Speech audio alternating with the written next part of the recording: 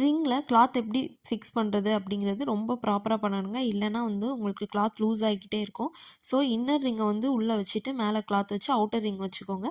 இப்போ வந்து ரிங்கை நல்லா டைட் பண்ணிக்கோங்க. டைட் பண்ணதுக்கப்புறம் நீங்கள் இன்னர் ரிங்கும் அவுட்டர் ரிங்கும் ஒன்று போல் இருக்கான்னு பார்க்கணும். ரிங் வந்து மேலே ஏற்ற இறக்கமாக இருக்கக்கூடாது. ரெண்டையுமே தொட்டு பார்க்கும்போது ஒன்று போல் இருக்கணும். இப்போ வந்து கிளாத் எப்படி டைட் பண்ணலான்னு பார்க்கலாம். கிளாத் வந்து லூஸாக இருக்கும். நீங்கள் ரிங்கை நல்லா டைட் பண்ணிடுங்க. பண்ணதுக்கப்புறம் ரிங்கு வந்து எந்த பக்கமும் லூஸாக டைட் பண்ணியிருக்கக்கூடாது. நல்லா டைட்டாக வந்து டைட் பண்ணி வச்சுருக்கணும்.